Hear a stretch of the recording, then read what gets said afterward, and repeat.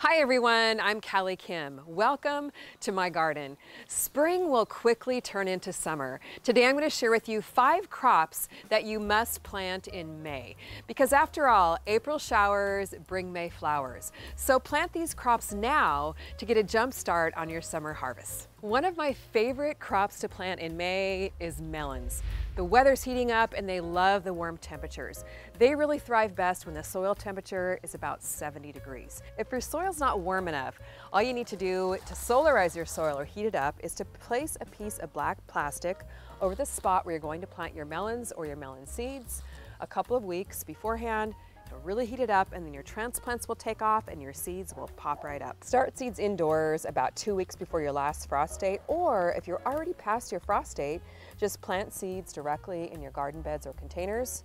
Just drop them in. Here I'm spacing them about 3 to 4 inches apart, and then I'll thin to the strongest seedling once they pop up.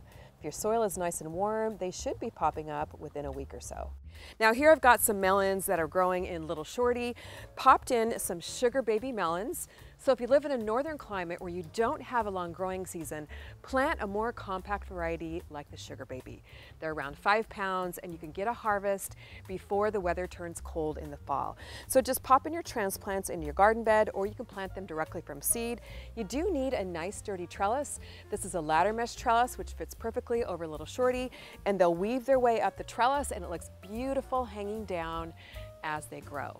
You definitely want to get them planted this month so that you can fit a harvest in and really take full advantage of the summertime warmth. While sugar babies are compact and great for smaller spaces or for containers, if you want to grow those big melons, you're going to need a nice sturdy trellis and lots of space. Now here I've planted a Jubilee melon for my melon seed collection at the bottom of this A-frame trellis. It's a big 15 or 20 pounder and it's a beauty, let me tell you. Great for parties and picnics, and it'll serve a ton of people. And by the way, don't miss our trellis video for how to make this trellis. I know you're going to love it, and it's super sturdy to grow plenty of heavy-duty watermelon. As the Jubilee melon starts to develop fruit, it's going to need some support for the fruit itself. So I like to use pantyhose or a net little hammock to support it up the trellis, and plant your seeds or your transplants now in May, because it does take about 3 to 4 months to go from seed to harvest, and that way you have plenty to harvest later in the summer when it's nice and hot. Another crop I love to plant in May are beans. Now we also planted these in April, but beans are a crop that you can plant each month throughout the summer. Stagger your plantings to get a continual harvest, and that way you never run out of beans. They're the easiest crop to grow. You can grow them from transplants or from seed. One strategy I like to do with beans is utilizing space in a raised bed or here in Little Shorty underneath the trellis. So I've got transplants in, which will be ready to harvest in about a month or so before they get shaded out by my melon plants. They're a nice quick crop, and I also like to plant seeds at the same time to spread my harvest out again so I never run out of beans to eat. Start your seeds indoors about 2 to 4 weeks before your last frost date. If you're in a southern climate, you can go ahead and plant seeds directly in your garden bed. These are the Jackson Wonder bush beans. And I do recommend planting bush beans once a month or so throughout the summertime, just by poking the seeds in about a ½ inch deep. The temperatures are around 70 degrees. These are going to pop up in about 5 to 7 days, and you'll be harvesting a crop of beans in about 6 to 8 weeks. They really are one of the quickest, easiest crops you can grow. I have my bean plants and my bean seeds spaced about 2 to 3 inches apart, and beans do get quite heavy when they're loaded down with lots of beans. So I like to install a really simple trellis just to kind of support them a little bit. They can kind of lean up against it as they grow. This is a little bamboo arch trellis, which I picked up for just a few dollars at the local garden center, and it works really well for a nice support for my beans. My #1 rule of summer gardening is mulch. It protects the veggies' roots from the cooler temperatures in the spring and the hot temperatures in the summertime. Means that you have to water less often, brings in the worms and adds organic matter to the soil, and it's just a good way to go.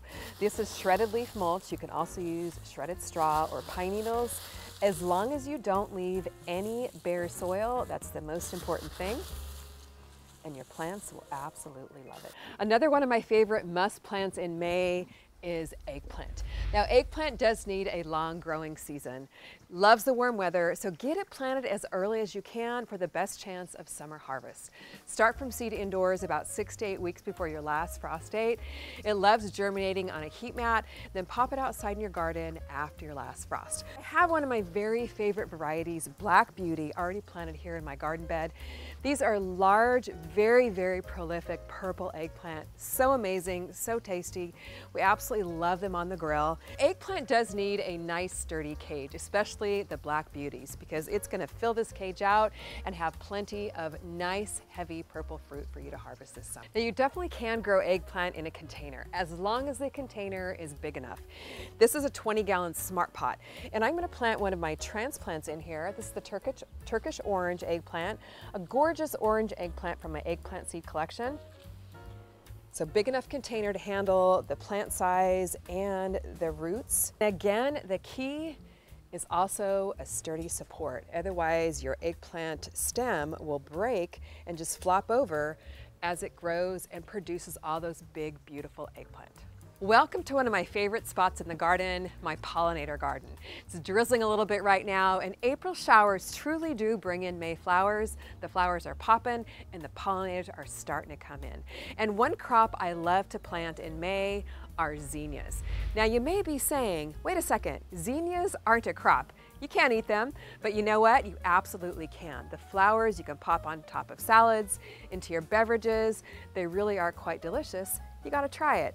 But you definitely wanna start your zinnia seeds a couple of weeks before your last frost date. If you're already past your last frost date, just plant seeds directly in your containers or in your garden beds, or you could pop your transplants right outside. There's tons of absolutely gorgeous colors of zinnias, from red to yellow to salmon colored, just the rainbow of colors in the garden. And you're gonna need the zinnias because they bring in the pollinators to pollinate all those vegetables that we just planted. Zinnias are a flower that you can literally plant all summer long. And as the flowers reach the end of their life, make sure you snip and deadhead the blooms for lots of blooms all summer long. They will bloom from early summer all the way until late fall or until frost gets them. So definitely a flower you must plant in May for maximum bloom and maximum pollinators. I just can't say enough good things about growing strawberries in your garden. They're such a delicious fruit, and it's so satisfying to pick baskets full of berries in the summertime. Super important that you get them planted in May. They're very difficult to grow from seeds, so most people grow them with transplants or from bare roots. And if you don't get them planted in May, oftentimes the garden centers run out of transplants and the online stores run out of bare root plants. My favorite ways to grow strawberries is in a strawberry crate tower. It's a great way to grow a ton of berries in a small space. These are just simple plastic crates stacked on top of each other, but the key is I've lined them with the Smart Pots crate liners, cut holes in the sides, and then filled the crate liners with soil and just poke the strawberries through. So I've got about 20 plants in here which are going to produce and grow for me all summer long. Now the key to growing berries all summer is to grow berries of different varieties. There's everbearing, June-bearing, and day-neutral that produce at different times throughout the growing season. So plant varieties of each to have a continual berry supply.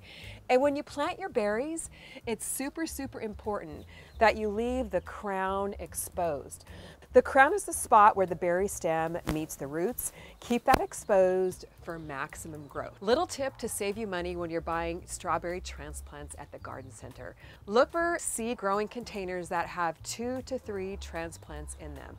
That way you can break them apart and get 2 to 3 transplants per little pot instead of just one. So a little bit of savvy shopping will save you a ton of money on your strawberry plants. One of the biggest problems I have with strawberries is snails, slugs, earwigs, pill bugs, eating the leaves and eating the fruit as it comes on. So one thing I use whenever I plant strawberries is Monterey Sluggo Plus.